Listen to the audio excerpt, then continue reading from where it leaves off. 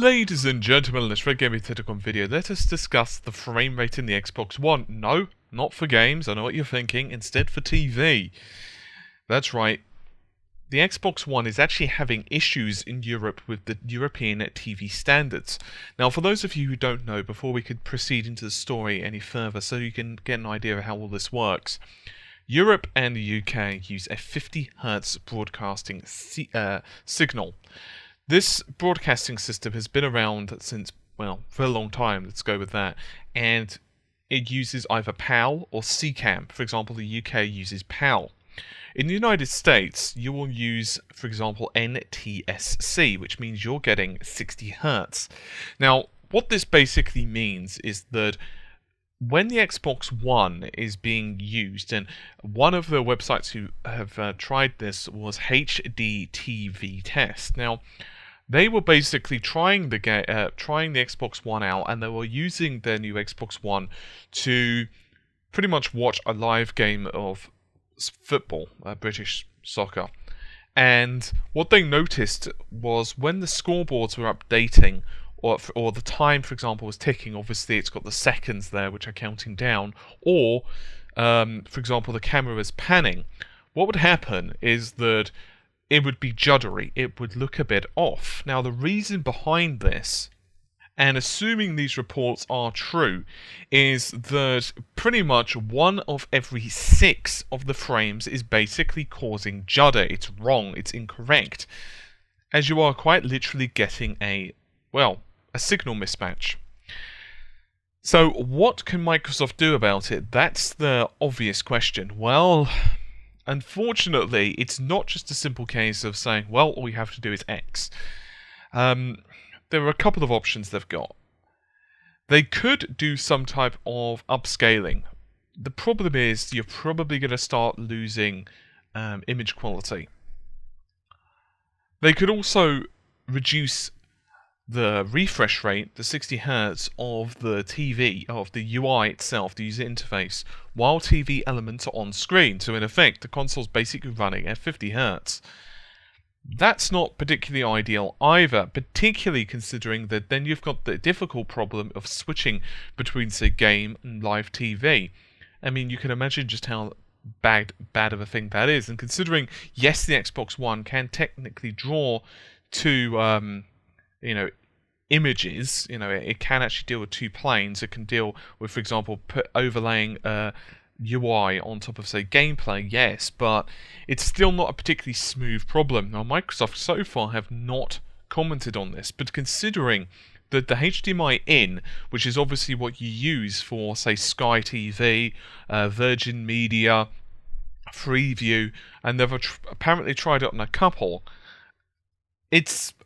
I'm amazed, really, they didn't think of this. I mean, surely they must have had an Xbox One, a British version with a British TV. You would think that they would have tried this. However, apparently they didn't, or maybe they just didn't notice it, or whatever the hell it was.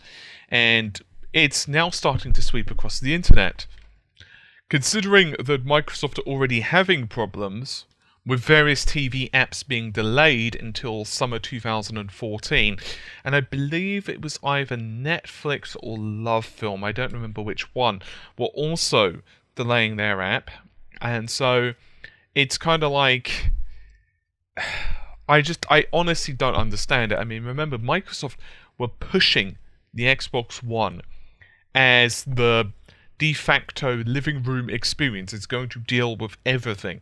And I know someone who's bought an Xbox One, and ironically enough, and this might sound very cliche, but it's actually true, I swear. I don't know him well. He's actually just a cashier at a local supermarket I happen to frequent, and he was saying that, he bought it and it's hooked up to his living room, and it's really handy because he can just switch between it and stuff. And when his wife wants to watch TV, or his partner wants to watch TV, I don't know if he's married, but whatever, he said his partner can basically switch between it, and it's handy. And yeah, and now it's having these issues, so people are kind of a bit pissed. As I said, it doesn't affect Americans or anyone with the NTSC standard, so that would be, for example, Japan as well.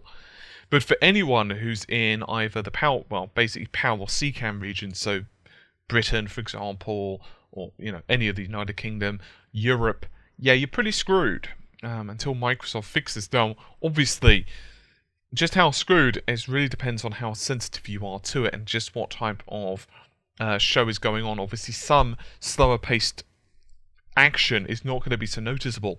But for things such as live sport, it might be extremely jarring. I also imagine, although I can't confirm this as I've not got an Xbox One to test, simply because of low, a shortage of them. I'll be completely honest. I did try to get one, couldn't get one. That's all I'm going to say on the matter. Yeah, basically, I imagine it would also be a problem with live action movies as well. So, for example, if you're watching, say, an action sequence on, I don't know, Game of Thrones, or you're watching like a battle in Lord of the Rings, it could be a problem there. I guess we're just going to have to see. I really am just waiting for Microsoft to comment and to say how they're going to fix this. As I said, there are potential solutions. It's just none of them are particularly pretty, and I'm just amazed that they I just can't believe they didn't catch this one before it was going through. I'm astounded. I really am. I mean, I don't mean that in a really negative way. If it's Sony, I'd say exactly the same thing. This is like one of those really big issues that I'm surprised it got past testing. I'll just be completely honest. Anyway, I'm going to let you guys go, so hopefully you've enjoyed the relatively short video. I guess we'll have to just wait on this one and see what happens over the next day or two. I'm sure Microsoft will respond back quite quickly. Anyway, I'll see you soon. Take care. Bye for now.